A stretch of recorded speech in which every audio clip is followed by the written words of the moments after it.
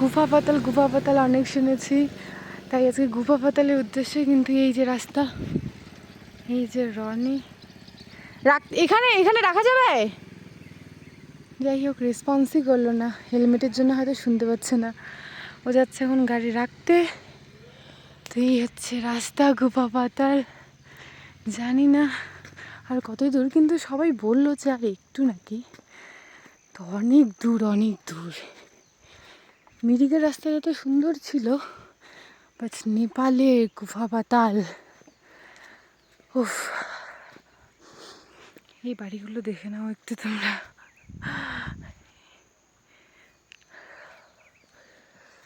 তো ওই রাস্তাটা এরকমই হয়তো। চলো গুফা পাতালে গিয়ে আমি তোমাদের গুফা পাতালের ভিউ পয়েন্ট দেখাচ্ছি। ছোট্ট টকি,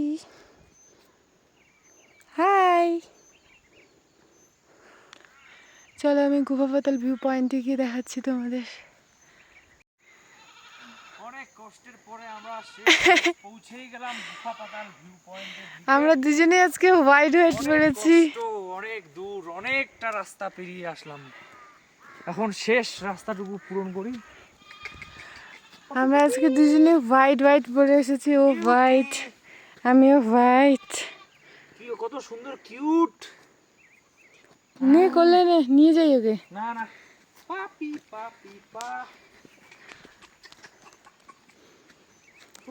তোকে ওর পছন্দ হয়েছে।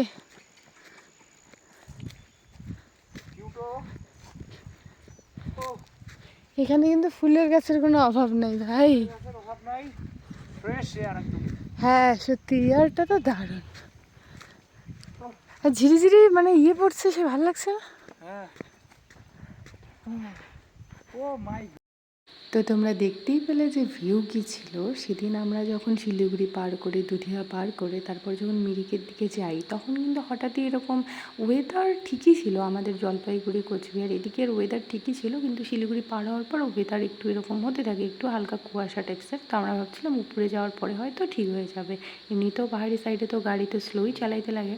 তারপর আমরা যখন উপরে উঠতে থাকি, তখন এরকম কুয়াশা চারিদিকে, মানে দেখা যাচ্ছিল না। ইভেন মানে পাশ থেকে যে গাড়িগুলো ক্রস করছে, মানে সবাই রিক্সে, আমরাও রিক্সে গাড়ি নিয়ে এগোচ্ছি, ওরাও ওইদিকে গাড়ি নিয়ে রিক্সে এগোচ্ছে।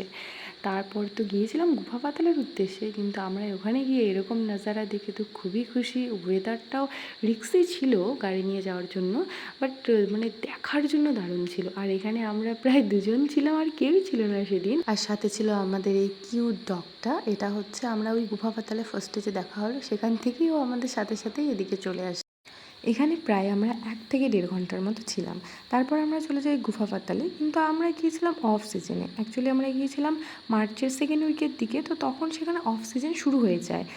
তো সেখানে ফুলগুলো যে আমরা যে কালারিং ফুল দেখতে পাই, সেগুলো থাকে না, মানে বৃষ্টি শুরু হয়ে যায়, তো তার সাথে সাথে ফুলগুলো পড়ে যায়। তো তোমরা যদি যেতে চাও তাহলে তোমরা সিজনে যাবে। সিজনে গেলে তোমরা গুফা পাতালকে পুরোপুরিভাবে এনজয় করতে পারবে, আর অফ সিজনে গেলে তোমরা সেই জিনিসটা কিন্তু পারবে না আমার মতে। আমি যেহেতু অফ সিজনে গিয়েছি, তাই আমি আমার ওপিনিয়ন দিব যে অফ সিজনে সেখানে দেখার মতো কিছু নেই, আর সিজনে আছে।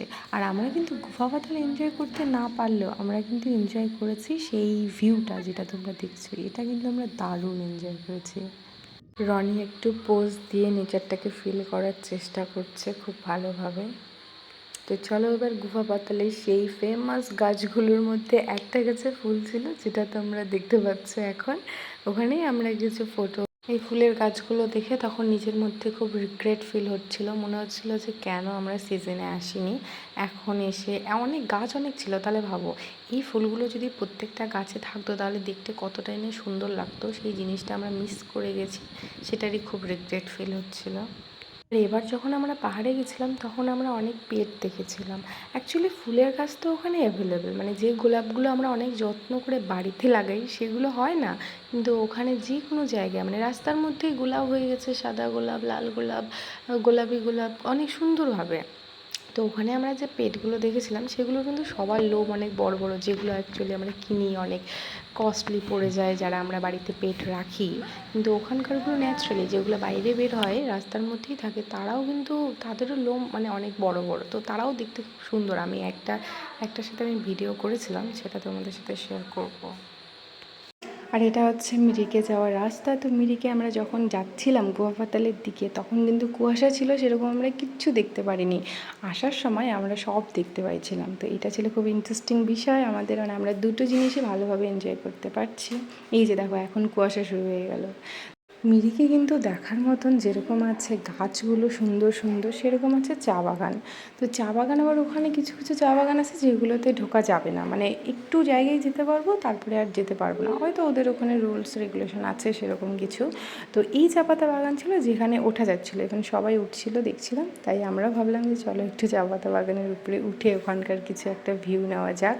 যেহেতু আমরা সকালেই বেরিয়ে গেছিলাম তাই আমাদের হাতে অনেক টাইম ছিল।